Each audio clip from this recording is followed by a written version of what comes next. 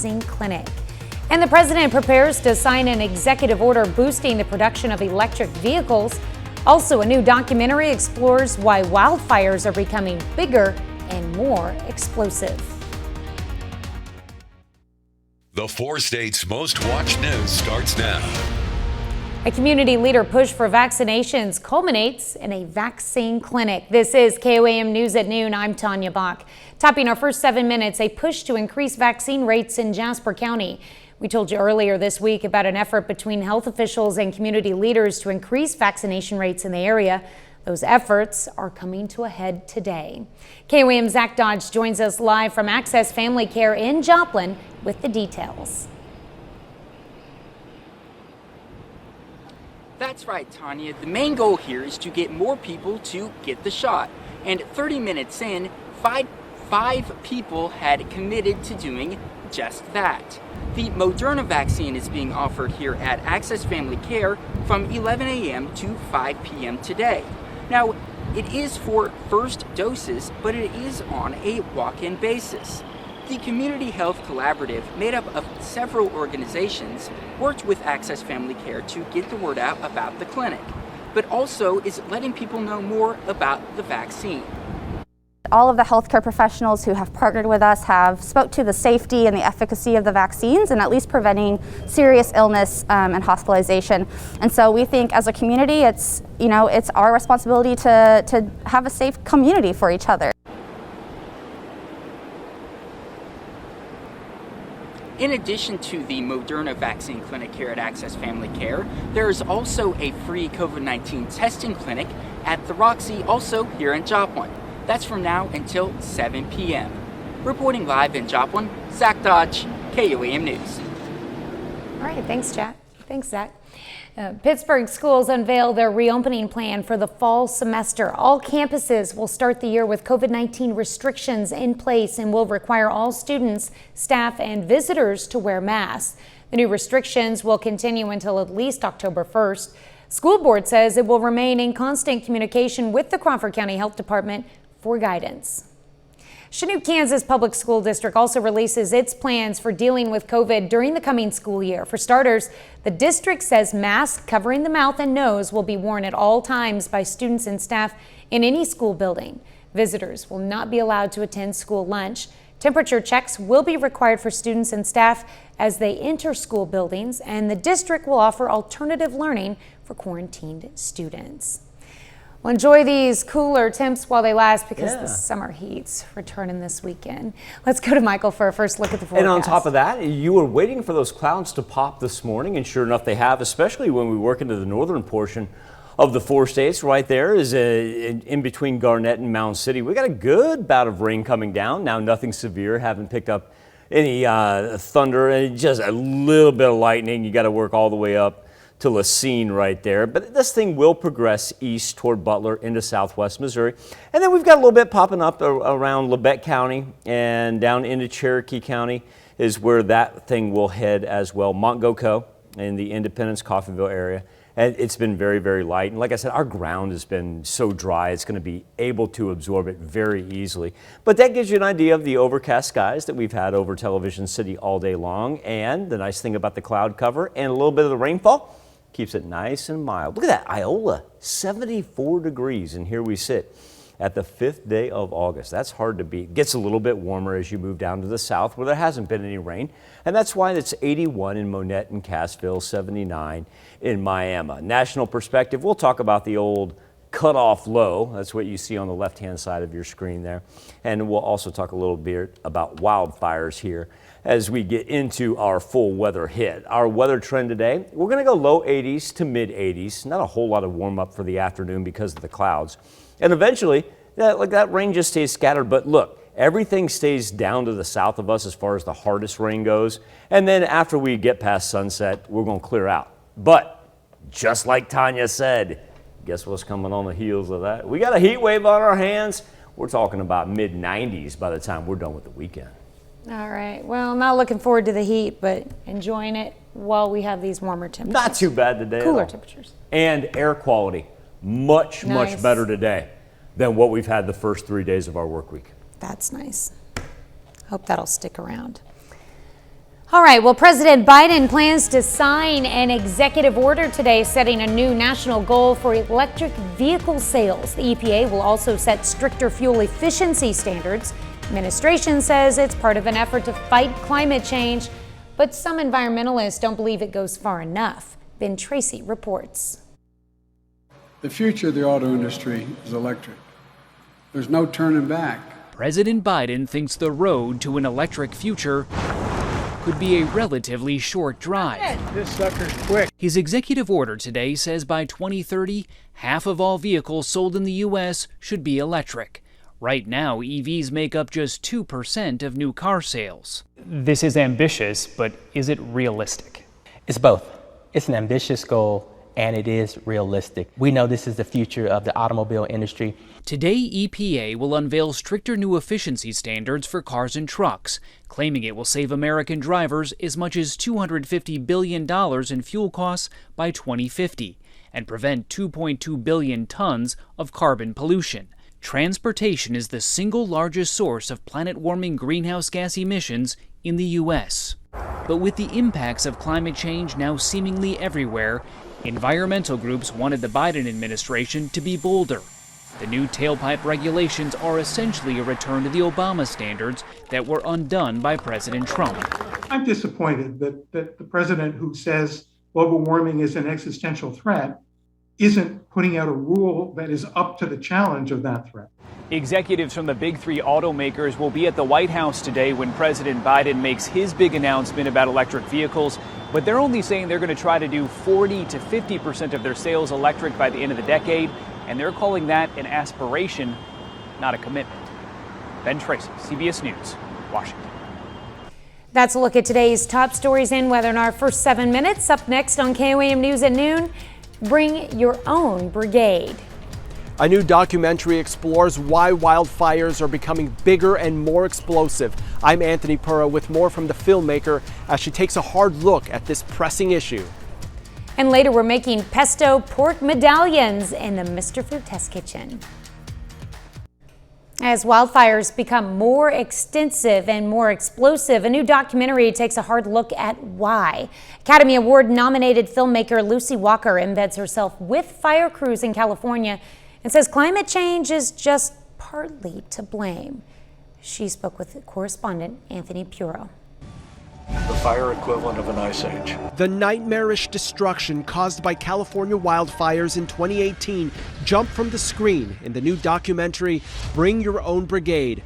Filmmaker Lucy Walker was with crews as they battled deadly fires in both Malibu and Paradise, focusing on the toll to both firefighters and survivors who ran for their lives. Most of the people I know lost everything. It kills people, it takes people's homes, it takes people's towns, livelihoods, the things that we're building. It's stuff that you don't get over. Walker's documentary goes beyond the hellish events and images and examines what's causing this so-called fire age, saying climate change is just part of it. Yes, climate change is a performance enhancer. The higher temperatures, especially at night, do make it much harder to fight these fires. She zeroes in on how fires spread more quickly over land that's been logged and then replanted with saplings. Logging operations are making fires burn faster and hotter. I am not hearing this story anywhere. And Walker explores controlled burns practiced by Native Americans for centuries. Fire can be our friend or it can be our enemy. Walker points out when Europeans first arrived here in Los Angeles by boat, they called it Bay of Smokes because of fires in the area. She says it's always burned here, but the Native Americans knew how to control it. Prescribed burning, where there's a practice of deliberately setting fires as a way of actually living more safely with this landscape that we love so much. Walker says the title, Bring Your Own Brigade, refers to the private firefighters wealthy homeowners hire, and she hopes for a day that will no longer be necessary. Anthony Pura, CBS News, Los Angeles. Bring Your Own Brigade debuts in theaters August 6th. Then you can stream it on CBSN and Paramount Plus starting August 20th. Still to come on the KOAM News at noon, Mr. Food. A one-pan skillet dish that'll knock your socks off. Be sure you stick around so you can make this tonight. Oh, and don't forget to hold on to your socks. But first, Michael Hayslip returns with your complete forecast. Even with our Thursday morning raindrops, tell you what, if you have the opportunity to get outside, enjoy it while it lasts, because the taste of summer, it's going to reemerge here by the time we get to the weekend. Now let's talk about our rain. Focus in. We'll go north to south here. We'll start up here in the north because that's where we're seeing the hardest amount of rain, in between Garnett and Mound City right there. Very limited lightning. We've seen one strike in the Lincoln area, and that's in the last 15 minutes alone. But like I said, that's the hardest rain we've seen. But this is going to track across the Kansas-Missouri state line, make its way in between Butler and Nevada. And then as we progress down to the north, we've got another one that's rolling through right now, Montgomery County. That's going to approach Labette and Cherokee County. So those of you in Joplin and Carthage, and let me remove the cloud cover here, that'll give us a better idea exactly what we're looking at rain-wise. That'll approach you here in probably the next hour, hour and a half. Very slow movers, and some of them just dissipating. Work our way into Vernon County right there along the Nevada-Sheldon area. Nice thing is we had all those flood warnings that were associated with the Marmaton, the Osage, the Little Osage, our ground dry enough, our river's low enough right now that any rain that we do pick up not going to pose any of those concerns. Temperatures delightful. This is crazy to think that we're talking about the 5th day of August, and at the noon hour, we can roll as low as 74 in Iola. Still hanging on to 80s there in Neosho, Anderson, Monette, Cassville. Miami 79, and whoa, what's going on 7th Range Line? They having a sale somewhere? What's everybody doing out there? That place is packed. My goodness. Now, our high temperatures over the past 10 days sitting about 88 degrees, but look at that August average high. We rolled those 84s, and granted, I didn't factor in today because we got to wait until we top out, but our August average high, only 84 and a quarter, not too bad at all. Now, if you hear the term cutoff low, this is what this is. And it's not a true cutoff low, because sometimes you'll see a pure circle, but that's what that is right there on the four corners. You got four corners region, and then you got that big circle that comes above it, and then you've got high pressure on the backside of it. But we are having some Gulf moisture work its way in. Speaking of Gulf moisture, look at this line. This is pretty impressive. Stretches from the Gulf right through Florida all the way up the East Coast. That's bringing them thunderstorm activity. But when you look at our national temperatures, I mean, yeah, the Southwest, Tucson 94. Well, yeah, that's where they should be. Everybody else, very, very mild for this time of year. It's not too bad at all. And we've also been the recipients of Mother Nature being kind to us on the severe thunderstorm risk map, because even that rain that we're going to pick up today, certainly not going to be severe. Another great indicator, the old air quality map that we've been hitting on for the past 3 days. Look at how much it's receded down to the south. This is great news, because that orange that we had earlier, nowhere to be found. And then if we forecast tomorrow, it even gets better. We're seeing more and more of us not have to deal with the breathing problems that are a cause of the West Coast wildfires that Tanya was just telling us about in that new documentary. Afternoon planner, clouds are going to hang around, so is the scattered rain. Like I said, nothing big. If you're working outside, give it 15, 20 minutes and it'll be gone. Gradually clearing skies overnight, and all the hard rain stays down to our south. Guess what, Tanya? Guess what Friday brings us?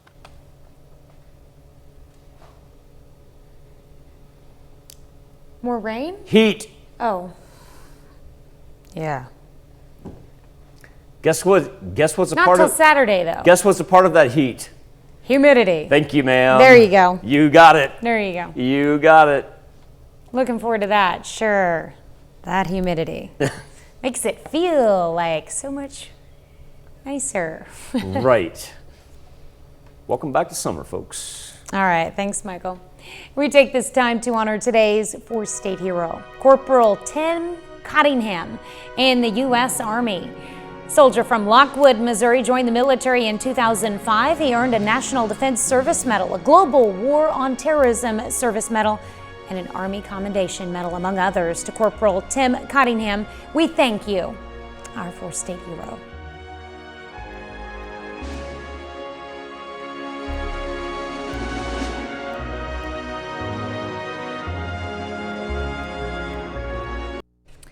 If you think pesto is just for pasta, we've got the perfect recipe to enlighten you. Howard shows us how to make pesto pork medallions in the Mr. Food Test Kitchen. A one-pan skillet dish that'll knock your socks off. Well, not literally, but once you taste it, I'd love to hear how you describe how good it is. The first thing we want to do is cut a 1 to 2 pound pork loin into 1/2-inch slices. Now we place each one between a couple of pieces of plastic wrap and gently pound them so they're pretty thin. Flattening these is what makes them really tender. Okay, next, we season them with salt and pepper and dredge them in some flour. Then we saute them in butter for a few minutes on each side. Once they're done, we place them on a platter and cover them to keep them warm. Now in the same skillet, we combine some heavy cream and pesto. And after letting this simmer for a bit, we add some sliced plum tomatoes. That's it! A fresh tasting all-in-one skillet favorite that's packed with flavor and looks so impressive, you'll never guess it was made in about 10 minutes. Now, that's my kind of dinner. To get the recipe for our pesto pork medallions, all you need to do is visit our website. I'm Howard in the Mr. Food Test Kitchen, where today we found a simple stovetop way for you to say, ooh, it's so good. Simple yet fancy. You can find this recipe along with a lot more good food from the Mr. Food Test Kitchen online. Just go to our website at KOAMnewsnow.com. Here's a look at our 4-state market prices.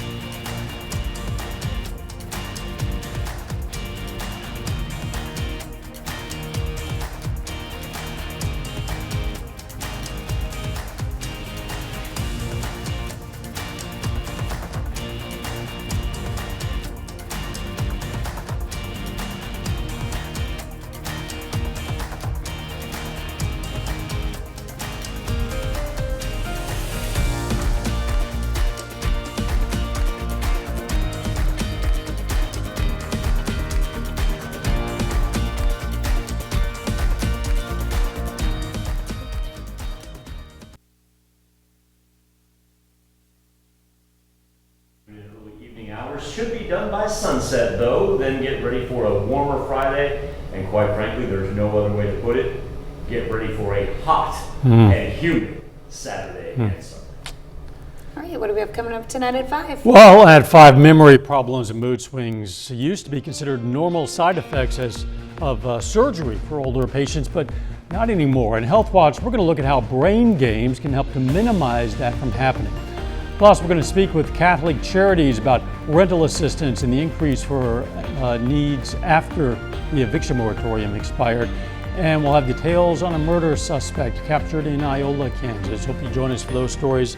A whole lot more, of course. It's all coming up today on KOAM News at 5. All right, thank you, Dow. Thanks for joining us for KOAM News at noon. We'll see you right back here at 5 o'clock.